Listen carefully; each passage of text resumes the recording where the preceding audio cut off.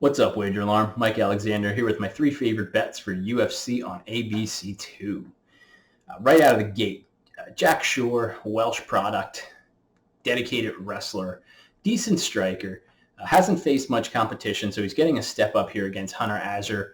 But Azure, he's kind of gotten derailed in his career once he's hit the UFC. I think Shore probably steps on his back to vault himself up the rankings. I think he can out-grapple Azure.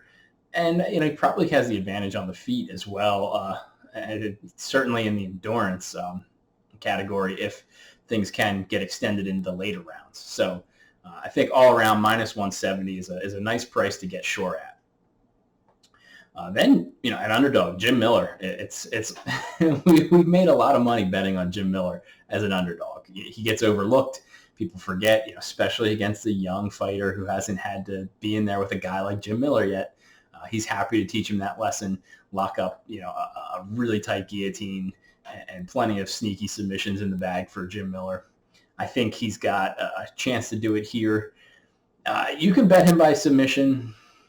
That's going to get you slightly better odds, but I kind of like him outright because he could win the first two rounds on the striking if it is a grappling stalemate, and then he just has to survive the third, and hopefully he's got enough gas in the tank to do it. He's getting on in years and had the Lyme's disease and all that, but he's been pretty active in the last couple of years, so I think he knows what he's about at this point. And then Sadiq Youssef inside the distance is plus 300. I think that's probably my favorite prop of the night. He's facing Arnold Allen, another up-and-comer British fighter. The thing about Allen is he hasn't fought the same kind of fighters in the UFC, at least, that Youssef has fought. He certainly hasn't had to fight a striker like Youssef yet, and no one anywhere near as dangerous.